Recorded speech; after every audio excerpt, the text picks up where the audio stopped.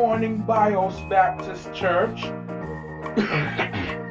and welcome back to the very first pre-youth department video of the church here. I am very excited and blessed to have seen 3 years of pre-youth department videos, and I don't know what to say. I'm just excited today. I'm gonna go ahead and turn the lights on for the 3rd year in a row. Well, the studio is not even a year old, but it's new. But we're going to be doing this a new way today. We have 2 content areas for pre-youth department. So today, we are going to be reading from our new textbook, Beginner Bible Teaching. So today I'll be teaching children 4, 5, and 6. Then Thursday, which is our regular day, we'll be teaching 7, 8, and 9. So, with it being the first day, we might not really get into any actual work today. I just want to explain the content. So, what you would typically see in this class is we would come in here and we would actually discuss. We'll actually have a fun discussion towards the curriculum. We're going to sample the curriculum. But before we get to the curriculum, we actually want to start with the Namesake Creed and the Apostle Creed.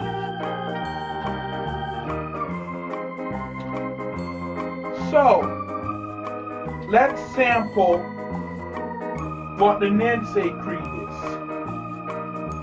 So every day,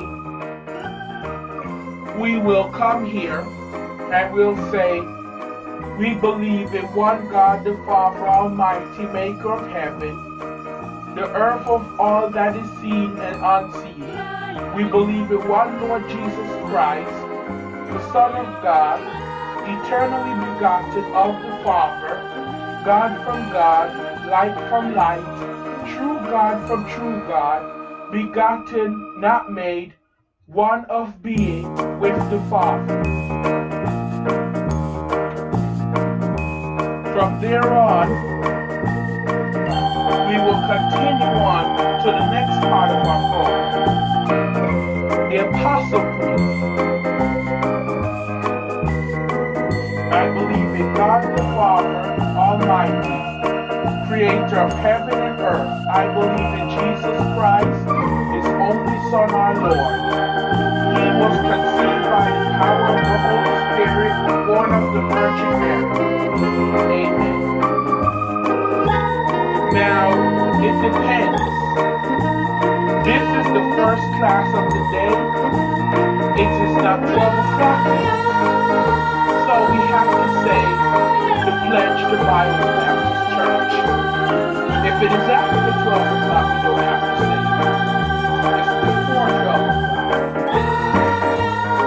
So therefore we will say, one hand up here, our right hand up here, and the left hand on the Bible. If you don't have a Bible, that is just fine. I happen to have a Bible. My content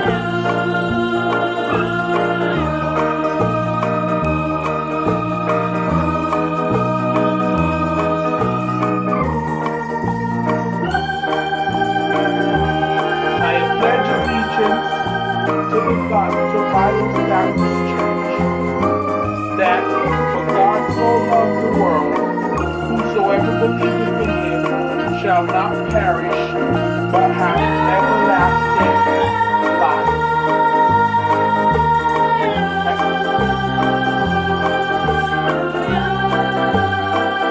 Amen. And they have to pledge the Bible.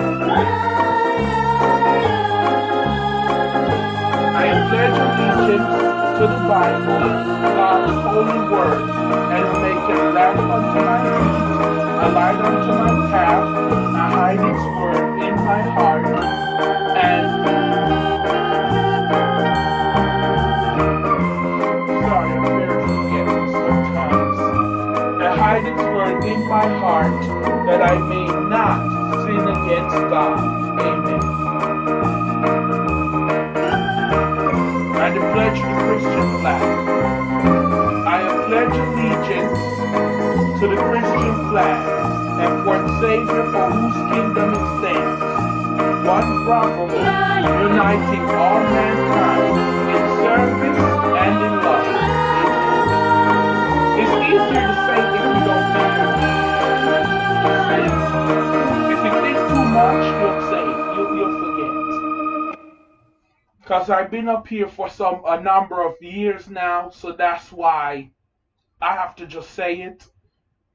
But if I try to read it or do anything, I'll forget. But after we do that stage of our program, we will typically have a song.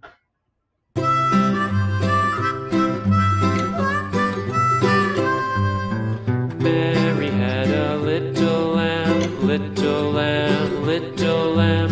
Mary had a little lamb, its fleece was white as snow. And everywhere that Mary went, Mary went, Mary went. And everywhere that Mary went, the lamb was sure to go.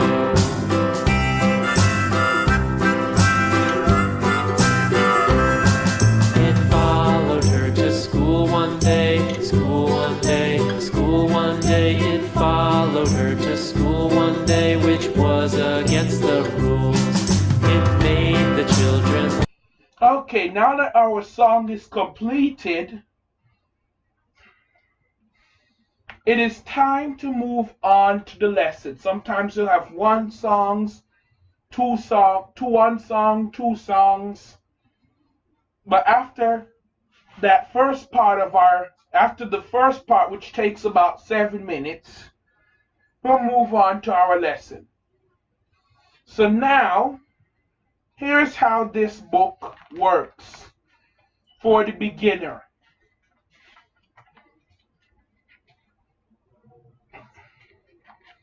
We are going to read the first part.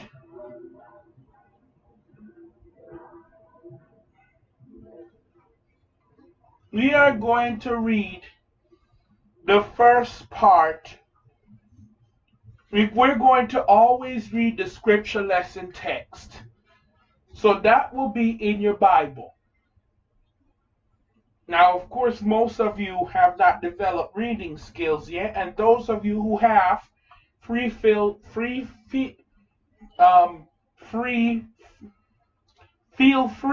to follow me.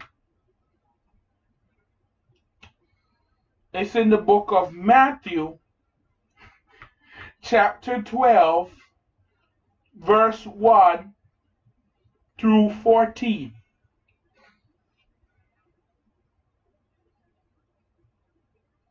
High five the screen when you got it.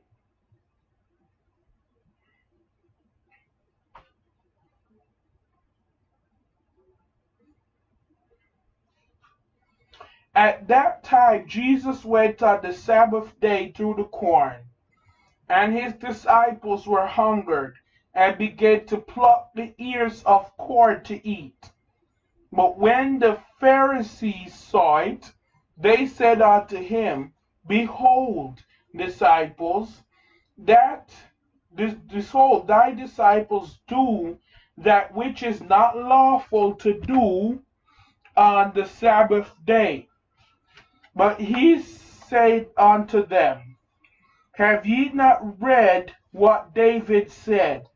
And when he was an hungered, and they that were with him, and he entered into the house of God, and ate the shewbread, which was not lawful for him to eat, neither for them which were with him, but only for the priests.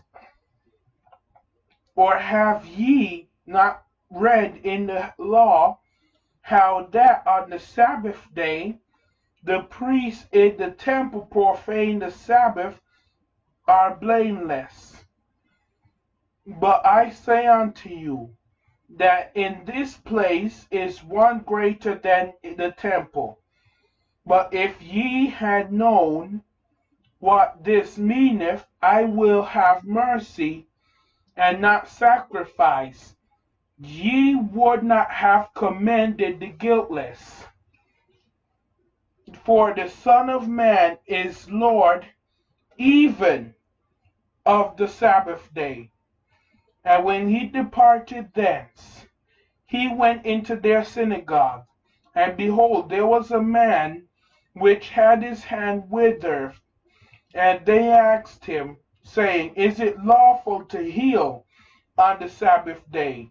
That they might accuse him. And he said unto them, What man shall there be among you that shall have one sheep, and it fall into a pit on the Sabbath day? Will he not lay hold on it and lift it out? How much then is a man better than a sheep? Wherefore is it lawful to do well on the Sabbath day? Then he saith to the man, Stretch forth thine hand, and stretch it forth, and restore whole like the other. Then the Pharisees went out and held a council against him, how they might destroy him. May God bless the hearers and doers of this word for the good and edifying of our heart, our mind, our spirit, and our soul. Amen.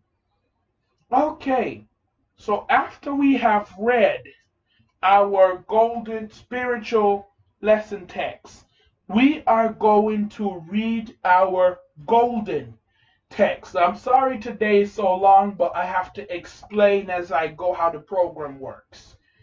So our golden text is, I will have mercy and not sacrifice. Matthew 20:12-7.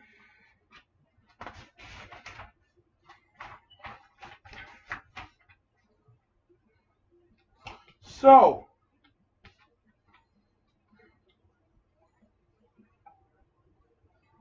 we are going to focus on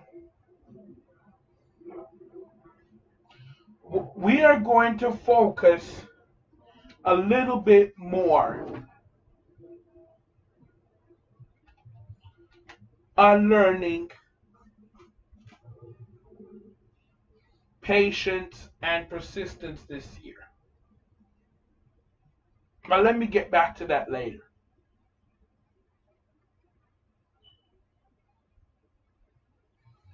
I wanted to tell you about the Holman family. Mom and dad and 3 children, Kevin and Carla, almost 3 years old, almost 6-year-old twins. Well, that's not where I was supposed to be. One Sabbath day, Jesus' special helpers, called disciples, were hungry. They were walking right by a field full of ripe grain.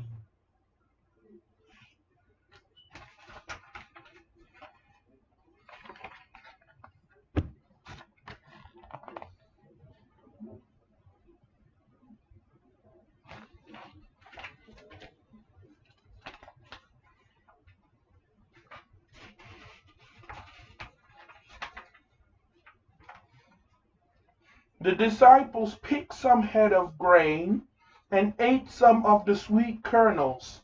The grain probably tasted very good. A group of men called Pharisees saw what the disciples were doing. The Pharisees were religious leaders. They said they loved God, but they did not believe that Jesus were God's son. They were always trying to find something wrong with Jesus, and they had made up many laws or rules for God's people to obey. More laws than God had given his people. When the Pharisees saw the disciples eating the grain they had picked, the men looked to Jesus. Look what your disciples are doing. It is against the law to pick grain, then eat the kernels on the Sabbath day. Jesus reminded the Pharisees of something that happened hundreds of years before this. David, the man who would be the king of Israel, ate bread that was not lawful for him to eat. He ate it because he was hungry. Jesus said he wanted people to care for one another, to show mercy, rather than giving up things in order to try to please God. He said, I will have mercy, not sacrifice. Jesus and the disciples continued on their walk to the synagogue, the place of worship. A man crippled with a crippled hand was at the synagogue that day. Is it lawful to heal someone on the Sabbath day? Asked the Pharisees again. They were trying to accuse Jesus of breaking God's law.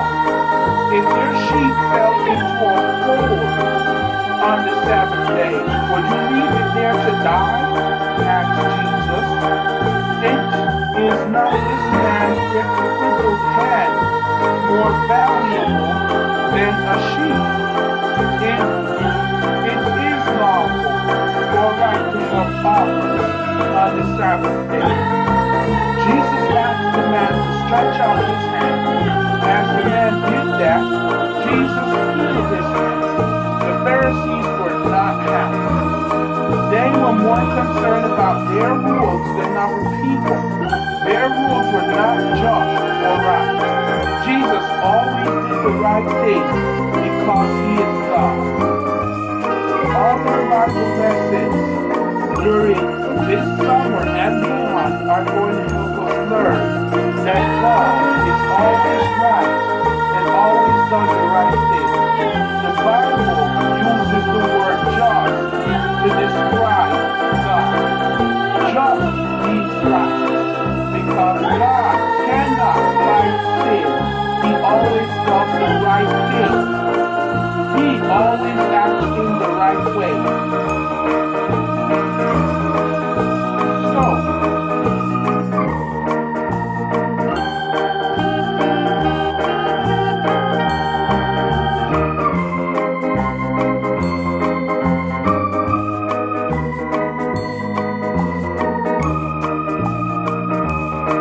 Let's pray. Dear God, thank you that you are always right. You cannot sin, so you never do the wrong thing. You can never be wrong. Thank you for being just. In Jesus' name, amen. Remember, God's law is the right law. Have a good day.